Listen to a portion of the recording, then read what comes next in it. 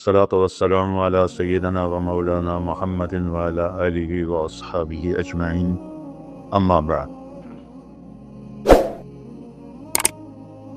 میرے محترم بھائی اور دوستو،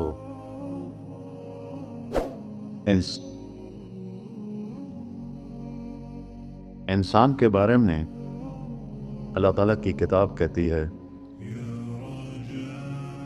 کہ إِنَّهُ كَانَ ظَلُومًا جَهُولًا، وہ بہت بڑا جاہل ہے اور بہت بڑا نادان ہے. باقی جتنی مخلوق ہے، ایک مچھر سے لے کر ہاتھی تک، ربنا الذی اعطى كل شيء خلقه ثم هدى، رب وہ ہے جس نے ہر چیز کو پیدا کیا اور اسے زندگی گزارنے کا صحیح طریقہ سمجھائے. کوئی جانور، کوئی دو پایا، کوئی چوپایا، کوئی پرندہ، کوئی کیڑا، کوئی مچھلی اپنے لائف سٹائل میں کوئی غلط نہیں کر سکتا. آپ شیب کے سامنے گھاس رکھ لیں، بیٹھا رہے گا، نہیں کھائے گا. گوشت رکھیں گے تو کھائے گا. بکری کے سامنے گوشت رکھ دیں، نہیں کھائے گا. گھاس رکھیں، کھائے گا. یہاں کتنے شوگر والے بیٹھے ہوں گے، ان پہ آگے مٹھائی رکھو، کھا جان، حالانکہ پتہ بھی ہے کہ نہیں کھانی، پھر بھی کھائیں. اپنے آپ کو تسلی دیں گے، ادی بلی وقت کھا لوں. تو یہ تو انسان جاہل پیدا ہوتا ہے. لا تعلمون شیئا، تم کچھ بھی نہیں جانتے. پھر کسی نے کسی شعبے میں علم حاصل کیا، کوئی کسی شعبے میں، کوئی کسی شعبے، تو ان تمام کے اوپر ایک آیت اللہ نے ایسے پھیلا دی ہے، وما اوتیتم من العلم الا قلیلا. تم نے جو کچھ سیکھا ہے وہ خود نہیں سیکھا، وہ تمہیں اللہ نے دیا ہے، بہت تھوڑا دیا ہے. الا قلیلا، وہ تھوڑا دیا ہے. تو تھوڑے علم کے ساتھ کوئی کام بھی صحیح نہیں ہو سکتا. تو پھر کیا حل ہے؟ اللہ تعالیٰ نے کہا فَفِرُّوا إِلَى اللَّهِ، میری طرف دوڑ لگاؤ، میرے پاس آؤ، میرے پاس تمہیں زندگی کا حل ملے گا. یا اللہ تو اب اوپر ہے، کہاں سے تیری باتوں کا پتہ چلے گا؟ تو اللہ تعالیٰ نے فرمایا لَقَدْ جَاءَكُمْ رَسُولٌ مِّنْ أَنفُسِكُمْ، تم میں ایک رسول میں نے بھیجا ہے. عزیز علیہ ما عنتم، تمہیں تکلیف میں دیکھ کر اسے دکھ ہوتا ہے. حریص علیکم، تمہاری خیر خواہی کا اسے حرص ہے، خیر خواہی کا لالچ ہے. بالمؤمنین رؤوف الرحیم، اللہ نے کسی انسان کو اپنے صفاتی ناموں سے نہیں نوازا اور اپنے نبی کو اپنے دو صفاتی نام عطا فرمائے، بالمؤمنین رؤوف الرحیم، ان ربک لرؤوف الرحیم. ایک طرف اللہ کہتا ہے تیرا رب رؤوف الرحیم ہے، اور زمین پر کہتا ہے میرا محبوب بالمؤمنین رؤوف الرحیم، وہ آپ کے لیے رؤوف الرحیم ہے. تو رؤوف بہت نرم، حد سے زیادہ نرمی کرنے والا، رحیم ہر وقت رحمت کرنے والا، ہر وقت رحمت کرنے والا. پھر اگر تھوڑی سی دھمکی سنائی فَإِن تَوَلَّوْا، اگر مجھے اور میرے حبیب کو چھوڑ دو گے تو اللہ اپنے حبیب سے کہہ رہے ہیں ان سے کہہ دو فَقُلْ حَسْبِيَ اللَّهُ، نہ مانو میرا رب مجھے کافی ہے، علیہ توکلت وهو رب العرش العظیم، میرا اسی پر توکل ہے. تو کوئی بھی شعبہ ہو زندگی کا، ہمارے پاس علم تھوڑا ہے، آنکھیں وہاں تک دیکھ رہی ہیں، آگے نہیں، پیچھے نہیں دیکھ رہی، اب ادھر نہیں دیکھ رہی، اب ادھر نہیں دیکھ رہی، اب نیچے نہیں دیکھ رہی. ایک بول رہا ہے اور آپ سن رہے ہیں، یہاں دو شروع ہو جائیں تو آپ کو کچھ سمجھ میں نہیں آئے گا کہ کیا بولا جا رہا ہے. دیکھنا کمزور، سننا کمزور، سوچ کمزور. انسانی دماغ 4-5% سے زیادہ کام نہیں کرتا، بلکہ وہ سویا ہوا ہے، ورنہ جنت میں کھولے گا. تو ہماری سوچ ایک وقت میں دو چیزیں نہیں سوچ سکتے، ایک وقت میں دو چیزوں پر غور نہیں کر سکتے. تو لہٰذا فَفِرُّوا إِلَى اللَّهِ، اللہ کی طرف دوڑو. اللہ کی طرف دوڑنے کا اللہ نے سورہ نساء میں کہا فَلَا وَرَبِّكَ لَا يُؤْمِنُونَ حَتَّى يُحَكِّمُوكَ فِيمَا شَجَرَ بَيْنَهُمْ. میرے محبوب، یہ پہلی قسم ہے قرآن کی، جو قرآن میں قسمیں ہیں، سورہ نساء پہلی قسم ہے، اور اتنا اس میں اظہار محبت ہے جس کو کسی بھی زبان میں منتقل نہیں کیا جا سکتا۔ میں کوشش کرتا ہوں تھوڑا واضح کرنے۔ قسم کھانے والا خود رب ہے، خود آپ ہے، اور کیا کہہ رہا ہے؟ مجھے آپ کے رب کی قسم۔ اس سے لگتا ہے کہ قسم کھانے والا رب کوئی اور ہے اور رب محمد کوئی اور ہے۔ عربی میں جب اظہار محبت کو پیک پہ پہنچایا جائے، جس کے آگے اوپر کوئی چوٹی نہ ہو ہمالیہ کی طرح، تو وہاں یہ تکلم کا سلیقہ اور طریقہ ہوتا ہے جس کو اللہ نے صرف اپنے حبیب کے لیے استعمال کیا۔ فدا و رب، مجھے آپ کے رب کی قسم۔ سبحان، نہیں، میں اس کو جو محسوس کر رہا ہوں وہ میں آپ کو بتا نہیں سکتا ہوں۔ جب اللہ نے مجھے عربی پڑھنے کی توفیق نصیب فرمائی، کہاں گورنمنٹ کالج اور کہاں گانا بجانا، کہاں اللہ نے راستہ موڑ دی، تو یہاں اتنا اظہار محبت ہے جس کو سمیٹا نہیں جا سکتا۔ تو اس کے بعد ہے فلا و رب، مجھے آپ کے رب کی قسم۔ اللہ اپنی قسم کیسے اٹھا رہا ہے؟ اپنے نبی سے جوڑ کر، مجھے آپ کے رب کی قسم۔ یہ آباد والوں کو بتا دو، جب تک آپ کی غلامی نہیں کریں گے میرے نظروں میں کوئی حیثیت نہیں ہے۔ چاہے برج خلیفہ سے بھی بڑا ٹاور بنا دیں، کوئی حیثیت نہیں۔ یہاں حیثیت کا سکہ محمدیت پر ہے، نہ کہ پیسے پر، نہ کہ شکل و صورت پر، نہ کہ کسی اور نسبت کا۔ ایک ہی سکہ ہے، وہ ہے محمد و رسول۔ جب ہمارے نبی تشریف لے گئے معراج، تو آپ نے عرض کی، یا اللہ اتخذت ابراہیم خلیلا وموسیٰ کلیما وعلمت لداود الحدید وسخرت لسلیمان الریاح واحییت لعیسی الموتى فماذا جعلت لی؟ یا اللہ، یہ معراج موسیٰ علیہ السلام نے کہا ارنی انظر الیک، تھوڑا اپنا نظارہ تو کرا دے۔ تو اللہ تعالیٰ نے کہا لن ترانی موسیٰ، تیرے بس کا نہیں ہے۔ موسیٰ علیہ السلام لاڈلے نبی تھے، ہمارے نبی نے فرمائے، وہ اللہ سے ضد کر لیتے تھے کہ نہیں، ایک اور ہی تو دیکھنا ہے۔ کہا اچھا ٹھیک، میں پہاڑ پہ تجلی ڈالتا ہوں، وہ کھڑا رہے گا تو بھی دیکھ لے۔ فلما تجلی ربہ للجبل، اب یہ عرش کے اوپر سے تجلی آئی ہے، پہاڑ پہ پڑی ہے، جعلہ دکا، پہاڑ ریت بن گیا، وخر موسیٰ صاعقہ، اور موسیٰ علیہ السلام بے ہوش ہو کے یہ گئے۔ اتنی کتنی دیر پڑے گئے، جب ہوش میں آیا تو کہنے یا اللہ میری توبہ، ہوں میں نہیں آتا۔ اور یہاں سارے پردے ہٹا کر اللہ اور محبوب آمنے سامنے، اور وہ انہی آنکھوں سے دیکھ۔ جنت میں اللہ نئی آنکھ دے گا جس سے ہم اللہ کو دیکھیں گے، نئے کان دے گا جس سے ہم اللہ کی سنیں۔ میرے محبوب تو اسی دنیاوی آنکھوں سے اپنے اللہ کو ایسے دیکھ رہے ہیں، اور میرا رب کیا پروٹوکول دے رہا ہے۔ آپ لوگوں کا کیا پروٹوکول ہے؟ آج جھنڈے ہوتے ہیں، کل جیل ہوندی، تو میرا رب کہہ رہا ہے السلام علیک ایھا النبی ورحمۃ اللہ وبرکاتہ۔ کیا سلام پیش کیا میرے اللہ نے اپنے بندے کو۔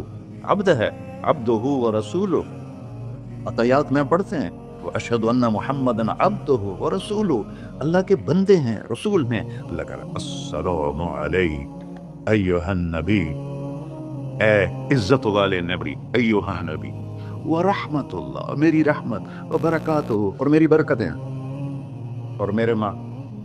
اگر اللہ، حدیث میں آتا ہے اگر اللہ ایک تجلی پوری کائنات پر ڈال دے، عرش سے لے کر نیچے تک، تو جتنی یونیورس ہے، صرف دنیا نہیں، جتنی یونیورس ہے جل کے راکھ ہو جائے گی، راکھ ہو جائے گی۔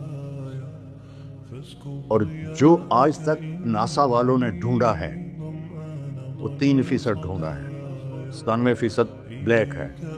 اس کی ناسا کی رپورٹ ہے، غلط ہے یا صحیح ہے انہی کے ذمہ۔ یہاں سے جہاز اڑے روشنی کی رفتار 3 لاکھ کلومیٹر فی سیکنڈ، 3 لاکھ کلومیٹر فی سیکنڈ اڑے، اور یہاں تک 90 ارب سال اڑتا رہے تو یہ 3% کور ہوگا۔ تو جو 97% ہے پھر تو نظر ہی نہیں آتا ہے۔ تو میرے نبی نے فرمایا کل کائنات جل کے راکھ ہو جائے گی، اور میرے رب نے پردہ ہٹایا تو اپنے حبیب کو اپنا آپ دکھایا۔ وہ انہیں دیکھ رہے ہیں، یہ انہیں دیکھ رہے ہیں، ہوش و حواس میں بات ہو رہی ہے۔ اتنی بڑی ہستی کو چھوڑ کر آپ لوگ یا میں کیسے صحیح راستے پہ چل سکتے، جن کا علم کی انتہا ہے اللہ، اور جس نے اللہ کو دیکھ لیا ہو اس کے علم کو کوئی پہنچ سکتا ہے؟ پھر آپ نے فرمایا جیسے میں آگے دیکھتا ہوں میں پیچھے بھی دیکھتا ہوں، اللہ مجھے پیچھے بھی دکھاتا، آگے بھی دکھاتا۔ آپ نماز پڑھا رہے تھے، نماز چلنا شروع کر دیا، چلتے چلتے چلتے دیوار کے ساتھ کھڑے ہو۔ آپ کے زمانے میں محراب نہیں ہوتا تھا، محراب اور مینار یہ دو چیزیں حضرت عمر بن عبدالعزیز نے اضافہ کی۔ کھڑے رہے پھر پیچھے ہٹنا شروع کیا اور مصلی کے کنارے پر جا کر کھڑے ہو گئے۔ اب سارے صحابہ پریشان کہ ایک ہی ہو گیا، پہلے سے کبھی ہویا نہیں۔ تو جب آپ نے سلام پھیرا کہ یا رسول اللہ، یہ آپ نے کیا کیا نماز کے اندر؟ ہماری تو سمجھ سے باہر ہے۔ آپ نے کہا جب میں آگے بڑھا تو مجھے جنت نظر آ رہی تھی اور اس کے انگوروں کے گچھے اس کی دیواروں کے باہر نظر آ رہے تھے۔ ان کو دیکھ کے میں آگے چلے۔ اور جنت کہاں ہے؟ ساتویں آسمان پہ فاؤنڈیشن، بغیر لوہے، بغیر بجری کی، بغیر سیمنٹ کے، بغیر یہ اینٹوں کے، اللہ کے امر کی فاؤنڈیشن ہے اور اس کی چھت اللہ کا عرش ہے۔ اور پھر وہ ساتویں آسمان سے ادھر بھی باہر نکلی ہوئی ہے، جیسے اب لنڈر ڈالتے ہیں، ادھر بھی باہر نکلی ہوئی ہے، ادھر بھی باہر نکلی ہوئی ہے۔ اور اس دنیا کو جتنا بھی آپ آباد کر لو، یہ ہوگی تو نہیں، نہ مٹنا تو ہے اس نے، کہ اس کو بنانے والے نے آبادی کے لیے بنایا ہی نہیں ہے۔ ہاں، چند دن کے لیے آئے ہیں تو اپنی ضرورتوں کو اللہ رسول کی منشا کے مطابق پورا کریں اور جائیں اپنے گھر۔ تو میرے نبی وہ دیکھ رہے ہیں، اور پھر کہنے لگے آپ پیچھے کیوں ہٹے؟ یا پھر اللہ نے مجھے جہنم دکھائی۔ جہنم کہاں ہے؟ اس کو میرے نبی نے فکس کر کے بتایا جیسے جنت کو بتایا؟ نہ، اللہ نے بتایا ہے وہ بھی اوپر ہی۔ اب مجھے جہنم نظر آئی، اس کے شعلے نظر آئے تو ڈر کے میں پھر پیچھے ہٹ گیا۔ اب بتاؤ، جو اتنی بڑی آنکھ رکھتا ہو، آپ اس کی بات کو نہ مانیں اور بازار کی بات مانیں تو ہم سے بڑا کوئی بیوقوف ہے؟ میرا نبی کہتا ہے، میرا اللہ کہتا ہے، اللہ سود کو مٹاتا اور صدقے کو بڑھاتا ہے۔ آج کے سب تاجروں کا ذہن ہے بینکوں کے بغیر ہم کام کیسے کریں گے؟ تو میرے تو میں ایک حدیث بیان کر رہا تھا کہ یا اللہ میرے لیے کیا ہے؟ تو اللہ تعالیٰ نے فرمایا آپ کے لیے وہ ہے کسی کے لیے، اولیس قد اعطیتک افضل من ذلک کلہ، میرے محبوب آپ کو تو میں نے وہ دیا ہے جو کسی کو بھی نہیں دیا۔ یا اللہ کیا دیا ہے؟ کہا اللہ ذکرت الا ذکرت معی، قیامت تک تیرا نام میرے نام کے ساتھ جڑ گیا ہے، یہ جدا نہیں ہو سکتا۔ لا الہ الا اللہ بولو آگے۔ لا الہ الا اللہ کے ساتھ 1.25 نبی جڑے، آدم بھی جڑے، شیس بھی جڑے، ادریس بھی جڑے، نوح بھی جڑے، لیکن جیسے کسی کا ٹرانسفر ہو جاتا ہے تو نیم پلیٹ تبدیل ہو جاتی ہے۔ ہر نبی کے جانے کے بعد کلمے کا دوسرا حصہ اس کے نام کے ساتھ تبدیل ہو جاتا تھا، لیکن اللہ نے فرمایا میرے محبوب قیامت کا دھماکہ بھی تیرے نام کو مجھ سے دور نہیں کر سکتا۔ اللہ ذکرت الا ذکرت معی، قیامت تک تیرا نام میرے نام کے ساتھ جڑ گیا۔ وشرحت لک صدرک، میں نے آپ کا سینہ کھول لیا۔ ورفعت لک ذکرک، میں نے آپ کے نام کو بلند کر دیا۔ وجعلتک فاتحا وخاتما، یہ دو عجیب سے تھے۔ اب لوگ پہلے آئے ہیں، میں بعد میں آیا ہوں۔ اب میں پہلے کہلا سکتا ہوں؟ میں تو پہلے آیا نہیں، میں تو بعد میں آیا ہوں۔ اور کچھ لوگ میرے بھی بعد آئے ہیں، جو پہلے آئے ہیں وہ بعد میں نہیں کہلائے جا سکتے، جو بعد میں آئے ہیں وہ پہلے نہیں کہلا سکتے۔ اور میرا رب کہہ رہا ہے جعلتک فاتحا، ابتدا کرنے والا بھی تو ہے، وخاتما، اور انتہا کرنے والا بھی تو ہے میرے محبوب۔ تو اللہ سے جڑے بغیر، اور اللہ سے اللہ کی قسم کروڑ دفعہ کہوں، دنیا میں سب سے آسان ہے اللہ کو راضی کرنا۔ 1 ٹکا نہیں چاہیے، 1 ٹکا نہیں چاہیے۔ سب سے آسان ہے اللہ کو راضی کرنا، سب سے مشکل ہے بندوں کو راضی کرنا۔ اور اللہ کو اتنی ایک اللہ کی حدیث قدسی سنو، کہتا میرا بندہ لو بلغت ذنوبک عنان السماء، تو اتنے گناہ کر کہ زمین بھر دے، سمندر بھر دے، پہاڑ بھر دے، پہاڑ تیرے گناہوں میں دب جائیں، چاند تاروں سیاروں میں گناہ بھر دے، پھر اس کو اٹھا کے آسمان کی چھت کو لگا دے۔ آسمان ناقابل دید ہے، آج تک کوئی نہیں دیکھ سکا، نیلا رنگ تو روشنی ہے سورج کی، اور تو آسمان کی چھت کو ایک عورت، ایک مرد میں کہتا ہوں سارے فرشتے، سارے انسان، سارے جنات اور جانور بھی انسان بن کے گناہ کریں قیامت تک نہیں اوپر جا سکتے، اور میرا اللہ کہتا ہے تو ایک مرد عورت اتنے کر کہ آسمان کی چھت کو لگا، اور ساری دنیا کے مفتی کہیں گے بدبخت ہے، برباد ہے، کافر ہے، مرتد ہے، کہا نہ سنی انہوں دی گل میرے کو آ جائیں، اور میں نے صرف ایک باری آکھی اللہم اغفر لی، اللہ مجھے معاف کر دے، تو اللہ کہتا ہے غفرت لک ولا ابالی، تیرے سارے معاف کر دوں گا اور مجھے کوئی پوچھنے والا نہیں اور مجھے کوئی پرواہ نہیں۔ ایسا رب کئی اور ہے جو ہم اس کا در چھوڑ کے پھینکے کھا رہے ہیں؟ ہمارے لیے تو نمونہ ہمارے نبی کی ذات، نہ کہ مغربی اقوام۔ مغرب میں تو جا کے سورج بھی ڈوب جاتا ہے، تم کہاں سے طلوع ہو؟ میرا نبی کو اللہ نے مشرق میں پیدا کی، مغرب ڈوبنے کی جگہ ہے، مشرق ابھرنے کی جگہ ہے۔ تو اب جو کام بھی کرے اس کا ایک معیار ہے، اللہ ناراض نہ ہو اور اللہ کے نبی کا طریقہ کے خلاف نہ ہو، تو پھر دنیا بھی آپ کی ہے، آخرت بھی آپ کی ہے۔ تو اللہ سانا اچھا، اب معافی مانگ لی، توبہ کر لے، ٹھیک ہے، پھر گناہ ہو گیا، اب کیا کریں؟ اللہ تعالیٰ کہتے ہیں آ جا پھر معاف کر دوں گا۔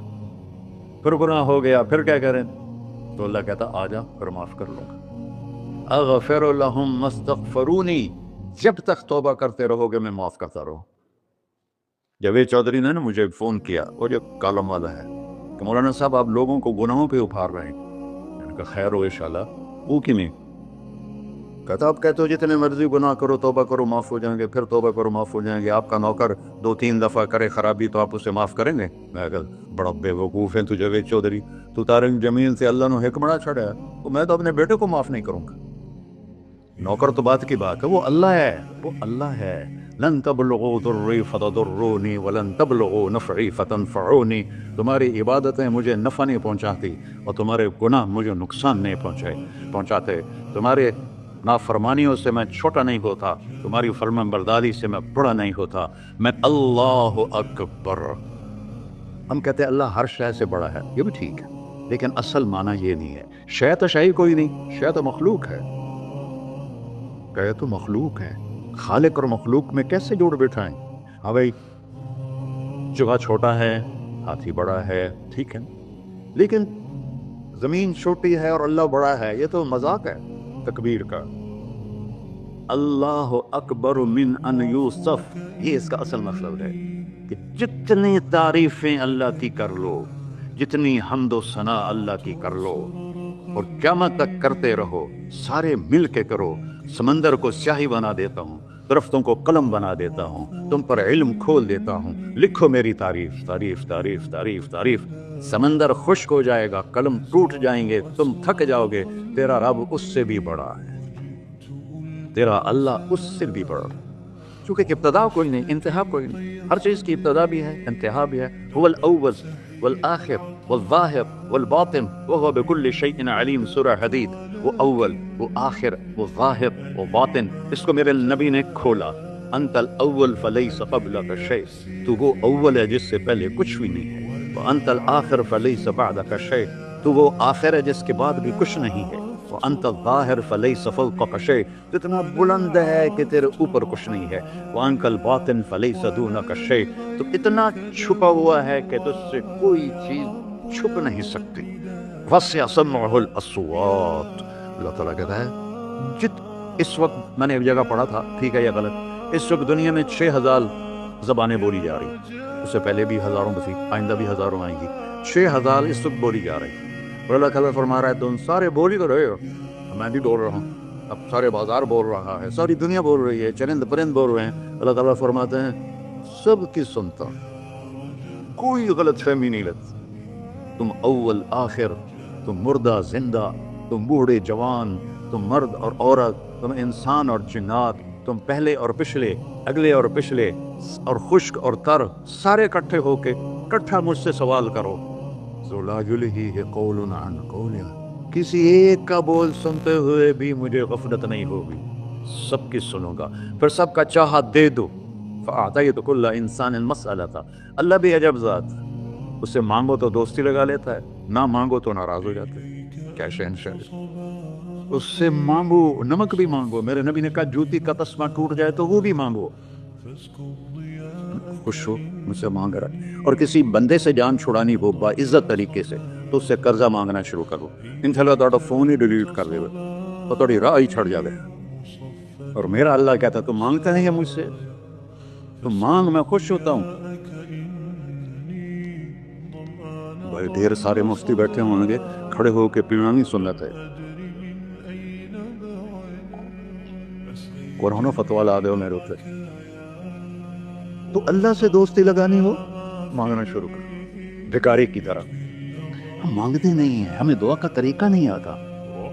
یہ جو بھکاری کھڑے ہوتے ہیں اچھی خاصی کمائی کرتے ہیں، لیکن آپ ان کے چہرے کے ایکسپریشن دیکھیں، کیا وہ مسکنت کی تصویر بنتے ہیں، پھر ہی تو آپ کچھ دیتے ہیں۔ میں نے 100 روپے دے دو جی، دو گے اس کو؟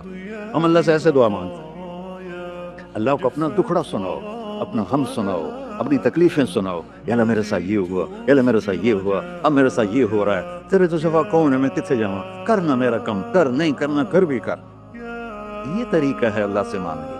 یہ تو ہماری نماز کے بعد اماموں نے دعا یاد کی ہوئی ہے، وہ دعا بھی گا گا کے پڑھتے ہیں۔ اللہ دعا تو فریاد ہوتی، کوئی فریاد بھی گا کے کرتا ہے؟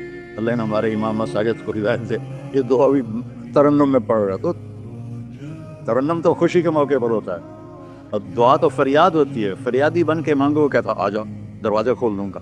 اور عجب بات بتاؤں، ایمان کی شرط نہیں لگائی، اسلام کی شرط نہیں لگائی، نیک ہونے کی شرط نہیں لگائی، ایک شرط لگائی ہے، امن یجیب المضطر اذا دعاہ، ہندو مسلم کافر مشرک مومن میرے آگے رو کے مانگ لے تو دے دوں۔ انہوں پتہ نہیں کہ سارے مسلمان نہیں ہیں، مسلمان تو تھوڑے سے ہیں، 1.25 ارب، باقی تو سب غیر مسلم ہیں۔ وہ رب العالمین اس نے اپنا انٹروڈکشن کرایا ہے، الحمدللہ رب المسلمین تو نہیں کہا، رب العالمین کہا۔ ابراہیم علیہ السلام پہلے نبی ہیں جنہوں نے مہمان نوازی کی سنت جاری کی کہ مہمان کے بغیر کھانا نہیں کھاتے تھے، مہمان ہوتا تھا تو کھانا کھاتے۔ ایک مہمان آ گیا، انہوں نے کھانا رکھا، انہوں نے لقمہ توڑ کے منہ میں ڈال دیا، تو ابراہیم علیہ السلام نے فرمایا بسم اللہ تھا پڑھ۔ وہ کہنے لگا میں تو اللہ کو جانتا ہی نہیں ہوں، تو پڑھا کی؟ تو انہوں نے کھانا اٹھا لی، اٹھ جا، میں کافر نہیں روٹی کھوا سکتا۔ وہ دروازے تک گیا تھا کہ جبریل آ گیا، اللہ کے خلیل، اللہ فرما رہے ہیں 70 سال سے میرا منکر تھا، میں نے تو اس کی روٹی کبھی بند نہیں کی، تو ایک وقت ہی نہیں کھلا سکا، واپس بلاؤ اسے کھانا کھلا، میرا بندہ ہے، کھانا کھلا۔ تو ابراہیم علیہ السلام دوڑے، آ جا بھائی، آ جا بھائی، کھانا کھا۔ اسے کہ کیوں؟ کہ تیرے میرا رب نے تیری سفارش کی۔ کہنا کہ تیرا رب اتنا اچھا ہے، میں اس کو مانتا بھی نہیں، پھر بھی میری سفارش کی ہے، مجھے کلمہ پڑھا دے۔ اللہ نے ایمان بھی دے دیا۔ ایک اللہ ہے جس سے سارے مسائل آپ کے حل ہوں۔ ہر انسان کے پاس ایک حد ہے، تو میں بتا رہا تھا کہ میرا اللہ سنتا کیسے ہے، دیکھتا کیسے ہے، اس کی مثال دی، یرا دبیب النملۃ السوداء علی الصخرۃ السماء فی اللیلۃ الظلماء، کہ تیرے رب کی نظر ایسی طاقتور ہے، کالی رات گھنگور گھٹا ہو، کالے بادل، کالی رات، کالا پہاڑ، کالا پتھر، اس پر ایک کالی چونٹی جا رہی ہے، اس کے اوپر بھی گھاس پھوس اگا ہوا ہے۔ تو میرا اللہ یہ نہیں فرما رہا چونٹی دیکھ رہا ہوں، میرا اللہ فرما رہا ہے چونٹی کے قدموں سے جو لکیر پڑ رہی ہے تیرا رب وہ بھی دیکھا۔ کیا دیکھنے والا، ورہ اسے ہینکی پھینکی ہو سکتی، اسے 2 نمبری ہو سکتی؟ بلا رسلنا لدیہم یکتبون، جو بول رہے ہو، جو کر رہے ہو، یہاں 2 بیٹھے ہیں، لکھے جا رہے ہیں۔ ما یلفظ من قول الا لدیہ رقیب عتید، تمہاری زبان سے بول نکلتے ہی فرشتہ اچک کے فائل میں لے لیتے، اور قیامت کے دن کہے گا اقرأ کتابک وَكُلَّ إِنسَانٍ أَلْزَمْنَاهُ طَائِرَهُ فِي عُنُقِهِ وَنُخْرِجُ لَهُ يَوْمَ الْقِيَامَةِ كِتَابًا مَنشُورًا اقرأ کتابک کفیٰ بنفسک اليوم علیک حسیبا۔ میرے بندے یہ تیری فائل ہے، یہ کھول کے تمہیں دکھا رہا ہوں، کوئی ایک غلط لکھا ہو زیادہ کم مجھے بتا۔ کہے گا ما لہذا الکتاب، وہ ماریا گیا، وہ ایک ہی ہو جائے کتاب ہے، لا یغادر صغیرۃ ولا کبیرۃ الا احصاها، اس نے تو میری ہر نکی سکی چھوٹی بڑی ساری محفوظ کر دی۔ اللہ سے معاملہ ہے، اللہ سے معاملہ ہے، اور اللہ سے معاملہ اللہ کو راضی کرنا کتنا آسان۔ آپ لوگ آپس میں بھی کبھی کھڑ کھبڑ جاتے ہو، بابا من اس سے معاملہ نہیں کرنا، ایسے یہ نہیں کرنا، ایسے وہ نہیں کرنا، اور پھر موت تک بھی ان سے سلام نہیں کرتے ہو۔ اور میرا اللہ کہتا ہے ساری زندگی گناہوں میں گزار کے ایک دفعہ توبہ کر، سارے معاف کر۔ ترمذی شریف کا ایک واقعہ سنا، میرے نبی نے فرمایا موسیٰ علیہ السلام کی قوم میں ایک نوجوان تھا مالدار، اس کا نام تھا کفی۔ روزانہ نئی لڑکی لاتا تھا، رات کو روزانہ نئی لڑکی اس کے کمرے میں آتی تھی۔ ایک رات ایک ایسی حسین لڑکی تھی، اس کے لیے 60 دینار 4.5 ماشے کا 1 دینار ہوتا ہے، کوئی 250 ماشے کے تولے بنا کر پھر ان کو 3 لاکھ سے ضرب دو تو پھر آپ کو پتہ چلے گا کہ اس کے پاس دولت کتنی تھی اور اس نے خرچ کیا کیا تھا۔ تو جب وہ کمرے میں آیا تو اس نے دیکھا وہ لڑکی رو رہی تھی۔ تو کفل نے کہا میں زبردستی تو نہیں لایا، رضامندی سے تیری لایا ہوں۔ تو اس نے روتے ہوئے کہا کفل میں بازاری عورت نہیں ہوں، مجھے بھوک نے یہاں پہنچا ہے۔ جیسے مولی یوسف میرا بیٹا بتا رہا تھا، جب میں طوائفوں سے ملا تو میں نے ان کی درد بھری کہانیاں سنی تو میری آنکھیں نہیں، میرے دل رو رہا تھا، میرا کلیجہ پھٹ رہا تھا کہ ان کو طوائف بنانے والے یہ بڑے لوگ ہیں۔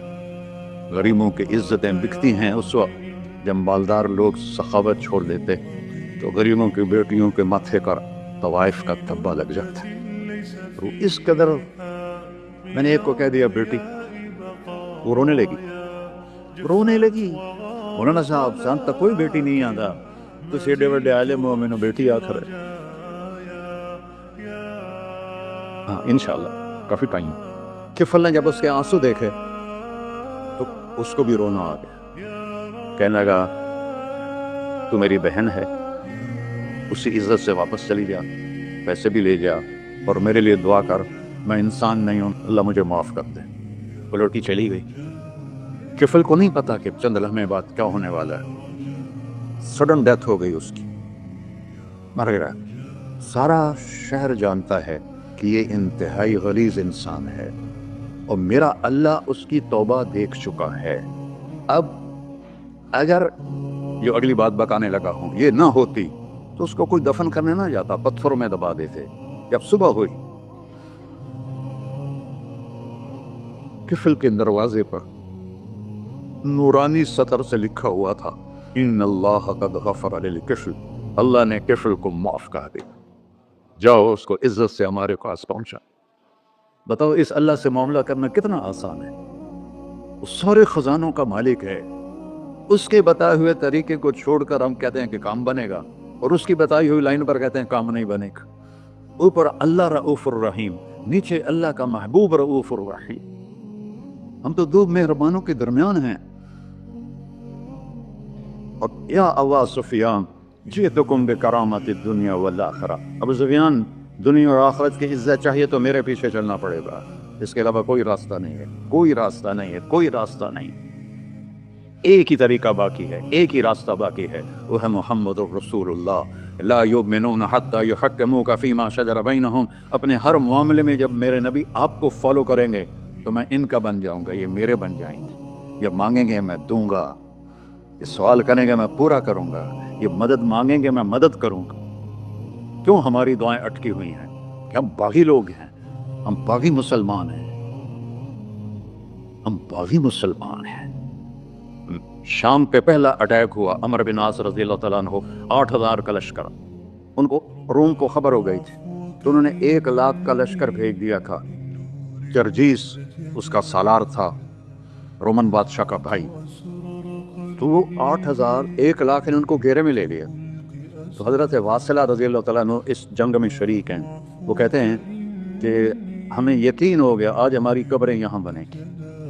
اور عرب کی عادت تھی جنگ میں شعر پڑھتے تھے ابھارنے کے لیے، لیکن حضرت واصلہ فرماتے ہیں اس دن ہمیں شعر بھول گئے، ہماری زبان پہ ایک لفظ تھا، یا رب محمد انصر امت محمد، اے رب محمد امت محمد کی مدد فرما۔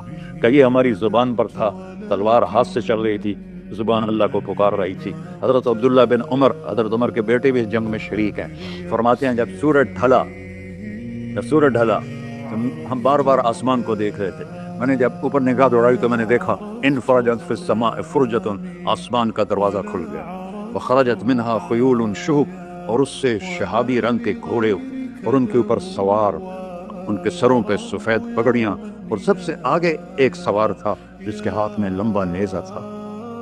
وہ وہاں سے پکار رہا تھا، ابشروا یا امت محمد، اے امت محمد تمہیں بشارت، قد اتاکم اللہ بالنصر، اللہ تمہاری مدد کو آ گیا. فرماتے ہیں وہ ایسے آئے اور ہمارے اندر غائب ہو گئے، اور آدھے گھنٹے بعد 1,00,000 کا لشکر دوڑ رہا تھا 8,000 کے سامنے. کبھی ہم بھی تم میں بھی چاہا تھی، کبھی ہم بھی تم میں بھی راہ تھی، کبھی ہم بھی تم بھی تھے آشنا، تمہیں یاد ہو کہ نہ یاد ہو. میرے نبی کی زندگی مکمل نمونہ ہے، مکمل.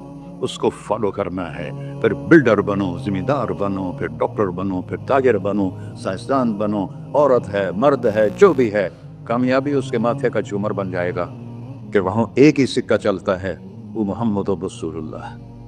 تو بھائیو، مجھے یہی مختصر بات کرنی تھی کہ اس دنیا کے پیچھے ان دو ہستیوں کو پیچھے نہ کرو، ان کو ناراض نہ کرو.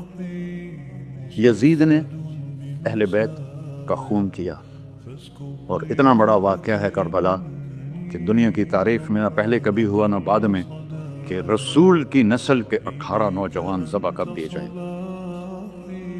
یزید 90 لاکھ مربع میل پہ حکومت، 90 لاکھ مربع میل، 42 سال کی عمر میں مر گیا. اس کا بیٹا معاویہ بن یزید رحمت اللہ علیہ 22 سال کی عمر میں تخت پر بیٹھا. باپ نے 3 بر اعظم میں حکومت پھیلائی ہوئی ہے، دادا نے پھیلائی، باپ نے اس کو بڑھایا. یزید کے زمانے میں بھی فتوحات ہوئی. اب یہ 3 بر اعظم پر اس نوجوان کی حکومت ہے. یہ بلڈر نہیں ہے، یہ بادشاہ آج کل کے صدر وزیر نہیں ہیں، 2 ٹکے کی ان کی قیمت کوئی نہیں ہے.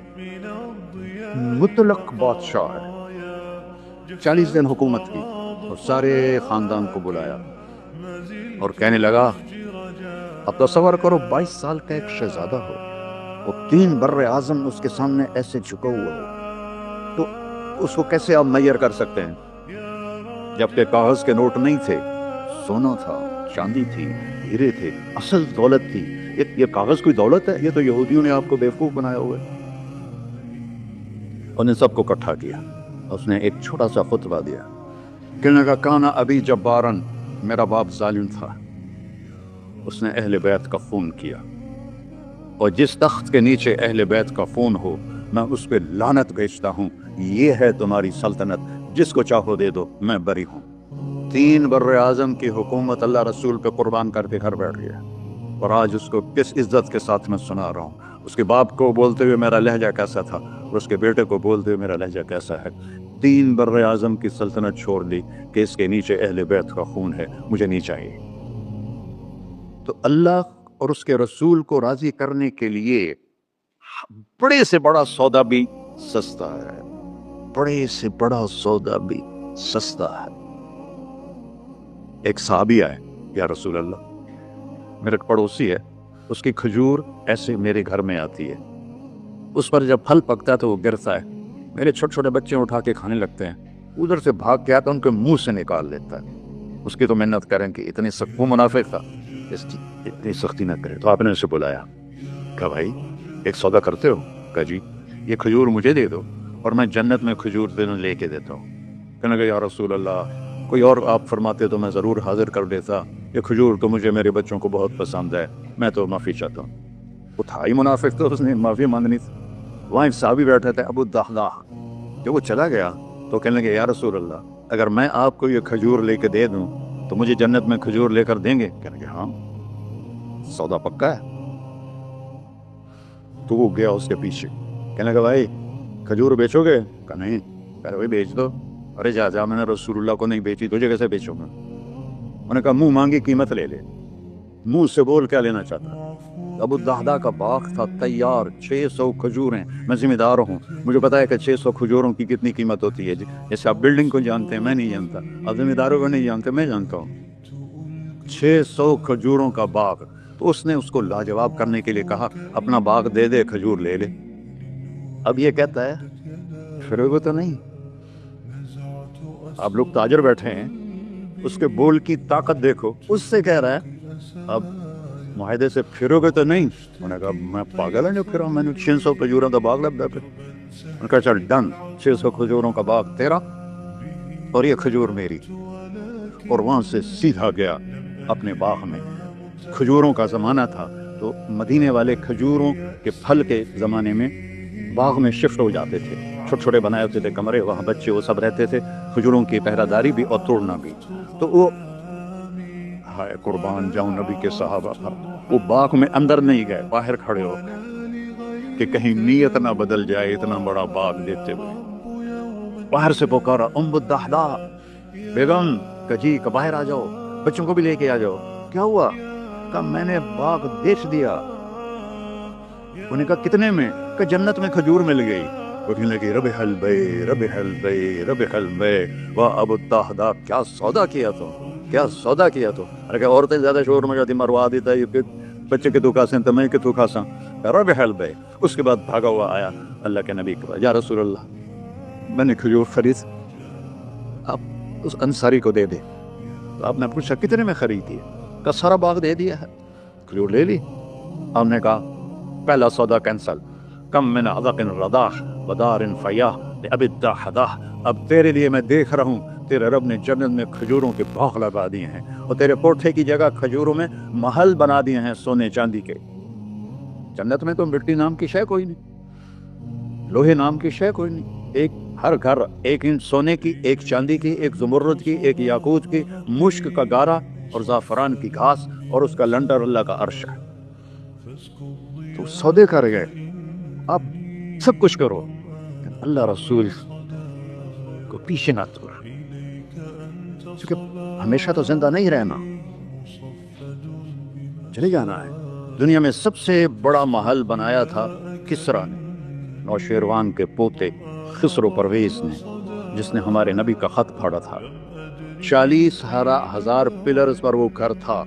آپ لوگ بلڈر اسکوائر فٹ لگاؤ، 40,000 ستونوں پر وہ گھر کھڑا تھا، اور وہ اس کے اوپر سارا سونا ہیرے جواہر 40,000 پلر پر تھے، اور اس کے 500 بڑے بڑے گنبد تھے. اور سب سے بڑے گنبد میں 1,000 سونے کے فانوس تھے، اور اس میں ایک رات میں 9 من تیل جل جاتا تھا، صرف ایک رات کے لیے اس کو. اور 3,000 باندیاں تھیں، 6,000 نوکر تھے صفائی کے لیے، 12,000 سپاہی تھے اس کی حفاظت کے لیے. لیکن وہ چند سال بھی نہ رہ سکا کہ پلٹا کھایا حالات نے، اور رومن امپائر کیسر نے آ کر اسے شکست دی. نینوا میں ہمارے نبی کے خط پھاڑنے کے بعد آپ نے فرمایا تھا کسرا نے اپنا ملک پھاڑ دیا.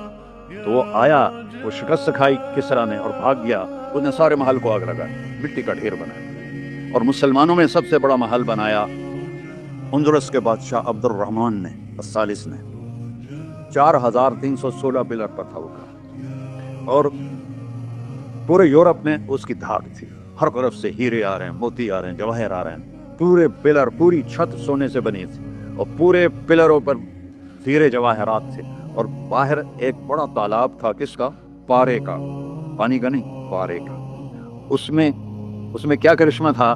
اس کو اس اینگل سے انجینئرز نے بنایا تھا کہ سورج کی شعائیں جب پارے پر پڑتی تھیں تو پارا تو ہلتا ہے، کھڑا نہیں رہتا، تو شعائیں ایسے ایسے ڈانس کرتے کرتے کرتے محل پہ پڑتی تھیں، تو لگتا تھا پورا محل رقص کر رہا ہے.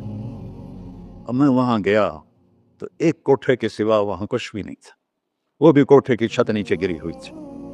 تو آپ لوگوں کو دیکھو، ہمارے نبی پہ قربان جائے، انہوں نے ہمیں کیسی پیاری زندگی دی.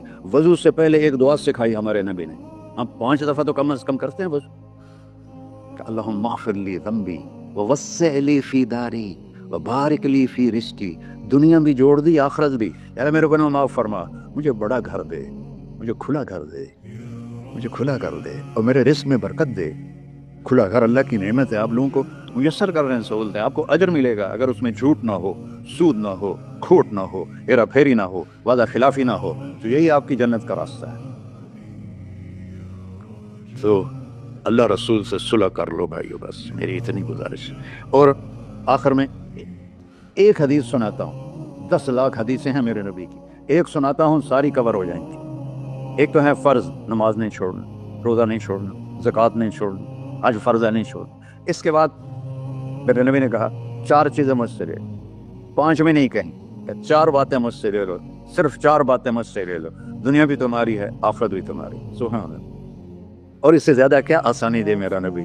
اتنے 100 نفل پڑھو ہوتے، اتنے عمرے کرو ہوتے، اتنے حج کرو ہوتے، اتنی تہجد پڑھو ہوتے، تو سارے ہمارے لحاظ سے 4 باتیں لے لو، دنیا میں بھی مزہ رہے گا، آخرت میں بھی. پہلی بات کیا ہے؟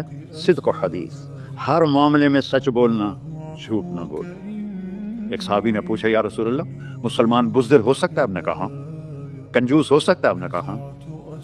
جھوٹ بول سکتا ہے؟ کہ نہیں، جھوٹ نہیں بول سکتا. سچ بول، سچ کی قیمت ادا کرو. حفظ و امانت، کسی کو دھوکہ نہ. چیز کوئی اور ہو، دکھا کوئی اور رہے ہو، میٹیریل کوئی اور ہے، بتا کوئی اور رہے ہو. حفظ و امانت، دیانتداری سے کام کرو، کسی کو دھوکہ نہ دو. آپ نے فرمایا میں اپنے امتی سے ہر گناہ کی توقع رکھتا ہوں. بشر ہے بیچارہ، لیکن میرا امتی ہے تو 2 نہیں کرے.